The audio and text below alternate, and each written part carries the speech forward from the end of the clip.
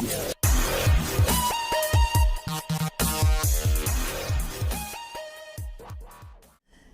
Guys what's up, नमस्ते, सत श्री अकाल, आदाब, सलाम वालेकुम। बहुत बहुत स्वागत है हमारे इस यूट्यूब चैनल पे जिसका नाम है गोरखा रिएक्शन और मेरा नाम है कौशल। आप सभी लोग देख रहे हैं इस पर गोरखा रिएक्शन चैनल। सो अगर आप पहली बार इस चैनल को विजिट कर रहे हैं तो प्लीज़ लाइक करिए, शेयर करिए और सबसे ज़्यादा और इम्पोर्टेंट चीज़ सब्सक्राइब और बेल आइकन को प्रेस करें ताकि आपको पास जल्द से जल्द मेरा नई वीडियो की नोटिफिकेशन पहुंच जाए। सो उम्मीद करता हूँ आप लोग बढ़िया से होंगे, ज़बरदस्त होंगे, अपनी मनचाहे ज़िंदगी अच्छे से गुजार रहे होंगे। आज की वीडियो होने वाली है ज़बरदस्त और वो पिछले टाइम का हम लोग का जो वीडियो था उसमें बहुत सारे रॉन्ग इन्फॉर्मेशन था और बहुत चीज़ चेंज हो चुका था। सो आज हम लोग बात करेंगे बांग्लादेश और इंडिया का जो पर कैपिटा इनकम के बारे में बात करेंगे, क्योंकि अभी रिसेंटली जून में इसका पब्लिश हो चुका है और इसका जो फिगर है उस आउट हो चुका है। इसमें भी बांग्लादेश इंडिया को पीछे छोड़ के तकरीबन $300 की एवरेज में पीछे छोड़ के आगे निकल चुका है। सो ये बहुत ही बड़ी और बहुत ही मुबारक बात है आप सभी के लिए और इंडिया के लिए। इस चीज़ में थोड़ा सा और भी मेहनत करना पड़ेगा और भी चीज़ करने का ज़रूरत है।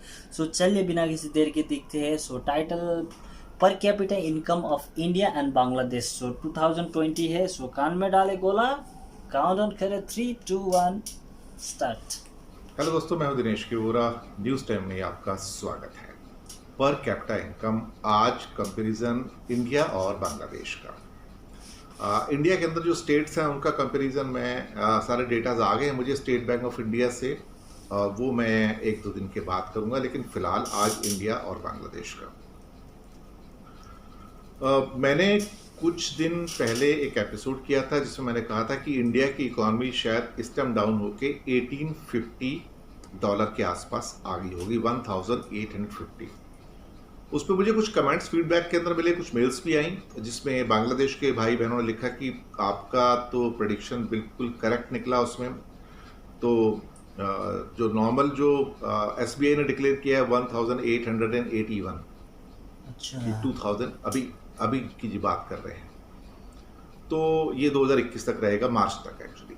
और बांग्लादेश का 2173 जो है वो रहेगा जून 30 तक।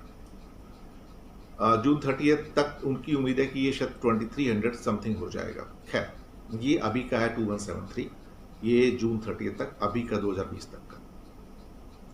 दरअसल एक क्या कहते हैं, इकॉनमी के थोड़े जानकार होने के नाते हमें पता रहता है कि स्लाइड कहाँ आ रहा है और कहाँ पे हमारी इकॉनमी डाउन हो रही है, कहाँ से पिकअप हो सकती है, कौन से एरियाज हैं जहाँ के अंदर स्लाइड बहुत ज़्यादा है। तो हम लोग एक प्रोविजनल कैलकुलेशन करके देखते हैं कि ये कितना हो सकता है।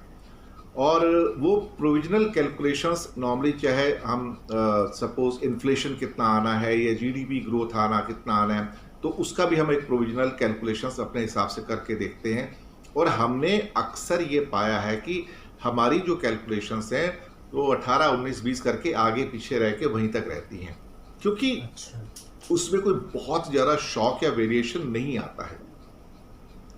जब हमारे पास एग्रीकल्चर के डेटा हैं, मैन्युफैक्चरिंग के डेटा हैं, सर्विसेज के डेटा हैं, तो थोड़ा कैलकुलेट करना आसान हो जाता है। जो भी इकोनॉमी के जानकार हैं, जिनको भी इकोनॉमिक्स की थोड़ी समझ है, या जो भी इकोनॉमिक्स के स्टूडेंट हैं एक्चुअली, तो उनको ये चीज़ें जल्दी समझ में आ जाती हैं, क्योंकि सारी ज़िंदगी यही किया है।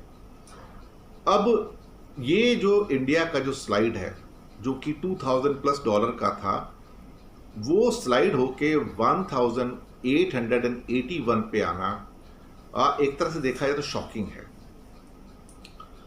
कहीं ना कहीं इसमें हमारी जो मैन्युफैक्चरिंग है उसकी बहुत बड़ी कमी रही है, और हमने बहुत बार ऐसा हुआ कि अपने पैरों के ऊपर हमने खुद कुल्हाड़ी मार ली एक्चुअली देखा जाए तो।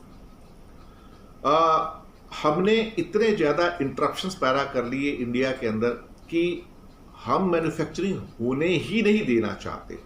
कोई उसके अंदर एनकरेजमेंट नहीं है, लाइसेंसिंग में इतने टाइम लग जाते हैं, उसके बाद इंस्पेक्टर राज है, करप्शन की वजह से इतनी बुरी कंडीशन है कि कोई कंट्री हमारे यहाँ आके इन्वेस्ट नहीं करना चाहता है। वो बड़ी दिक्कत है यहाँ पर। तो अभी जो प्रेजेंट कंडीशन है कि वो इंडिया 1881 है और बांग्लादेश 2000 इस टाइम 2173 है इस टाइम। तो देखिए ये 300 का ऑलमोस्ट आंकड़े में देखा जाए डिफरेंस आ रही है, तो परसेंटेज उससे के हिसाब से कहा 15% जाए होगा तो समथिंग, 15-16% $300 के करीब करीब ज़्यादा है, अप्रॉक्सीमेटली, थोड़ा राउंड फिगर में कर दिया है, $300 के आसपास। और $300 बहुत बड़ा अमाउंट होता है, ये ऑलमोस्ट 15% का इंक्रीज है। और 15%। अगले साल तक तो ये 2300 को क्रॉस करेगा बांग्लादेश का।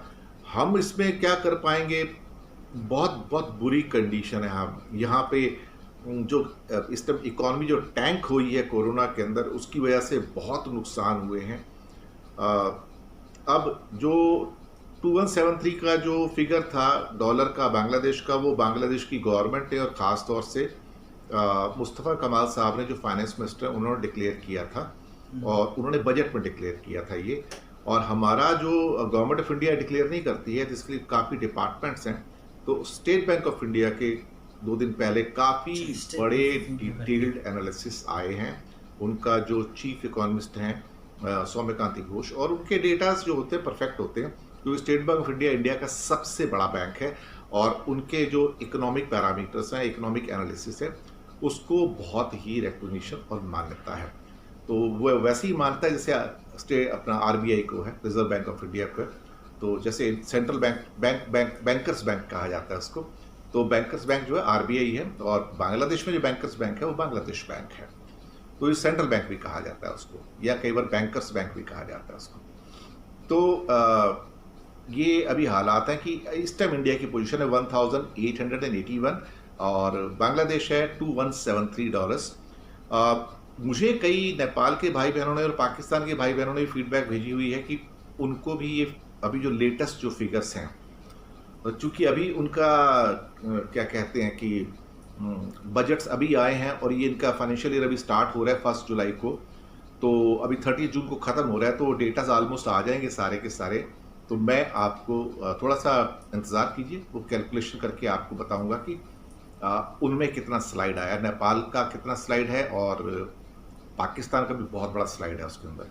जब मैं बजट आया था तब भी मैंने पाकिस्तान और बांग्लादेश का कंपेयर किया था, आपको बताया था, तो वो भी मैं आपको करके बता दूंगा।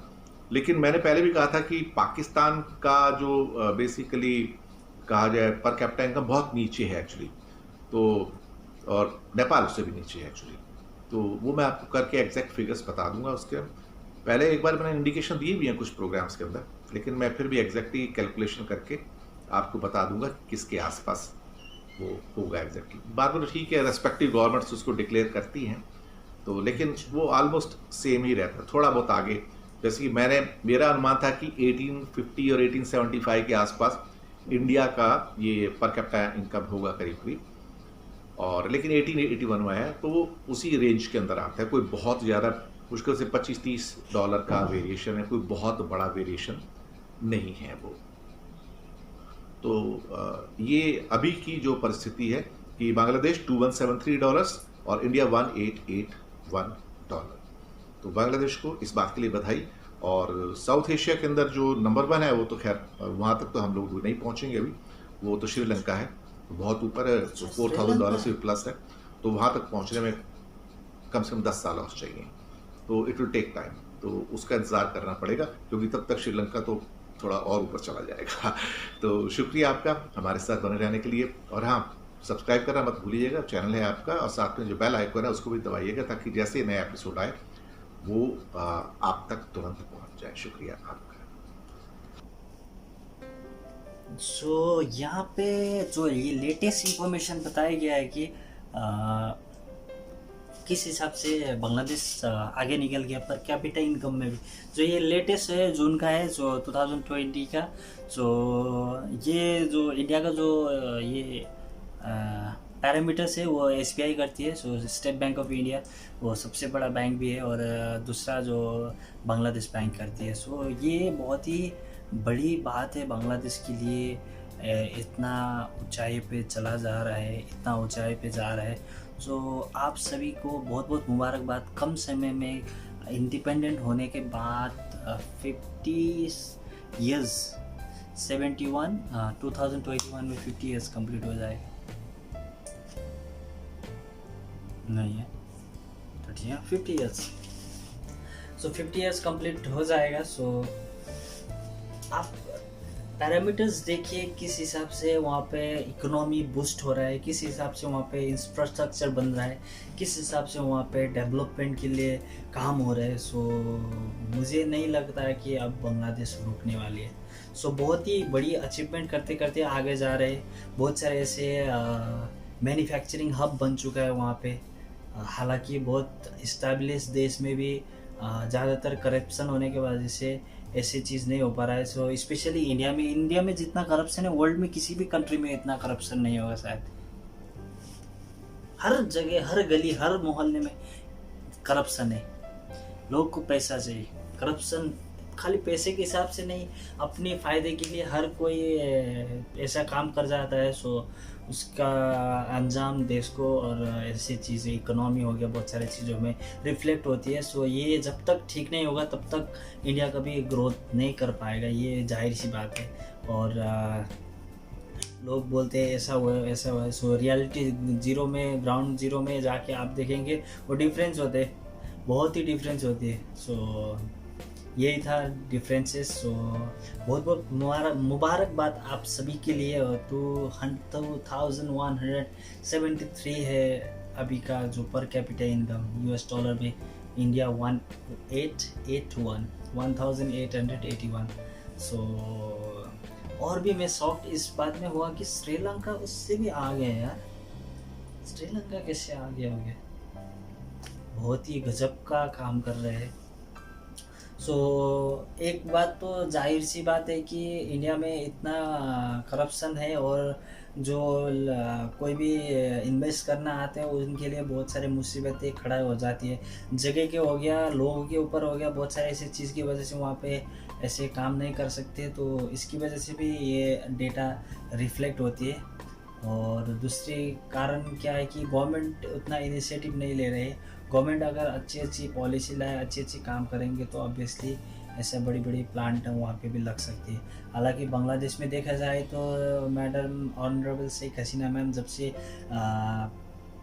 आई है उस टाइम से आप देख रहे होंगे कि इस हिसाब से बूम कर रहा है, बूस्ट कर रहा है। इकोनॉमी हो गया, हर एक चीज़ से, हर एक सेक्टर को प्रायोरिटी दे के, हर एक जगह पे लोगों को एक मोटिव दे के अच्छी अच्छी जगह पे अच्छी अच्छी इन्वेस्टमेंट कर रहे हैं। सो जो रिसेंटली मैंने आपके साथ रिएक्शन दिया था, जो चाइना का जो इंपोर्ट होने वाली है 30 ट्रिलियन, 15 ईयर्स में 30 ट्रिलियन का इंपोर्ट होने वाला है, वो बांग्लादेश को मिलने वाली है। अगर ये भी मिल गई है तो बांग्लादेश तो सबसे आगे निकल जाएगा, साउथ एशिया में सबसे आगे निकल जाएगा। सो ये जाहिर सी बात है। इस चीज़ से, ये बात से हम लोग को समझ में आया होगा, इंडिया के गवर्नमेंट को भी और लोगों को भी, किस हिसाब से काम करना है, कैसे आगे जा सकते हैं। सो यही बात है। सो अभी 2021 में 9.5% से बांग्लादेश की इकोनॉमी रेट बढ़ने वाली है। सो अभी कंटिन्यूसली 7.9 to 8% के रेट से 4 साल कंटिन्यू जा रहा है। इस सिचुएशन में भी वो लोग का इकोनॉमी, वहाँ पे इकोनॉमी ऐसे स्टेबल करके गया है, केस कम है। सो हर तरीके से वहाँ पे हर एक चीज़ को सीरियस होके काम कर रहे हैं। सो बहुत बहुत मुबारकबाद आप सभी के लिए। और ऐसे एक बढ़ता जाए, ये उम्मीद है, ये दुआएं हम सब के तरफ से। और वहाँ पे करप्शन कम है एक तो, और दूसरा गवर्नमेंट के स्कीम ऐसा है तो इसकी वजह से बहुत सारे ऐसे कंपनी वहाँ पे इन्वेस्ट करती है, वहाँ पे जाके अपना प्लांट लगाते हैं।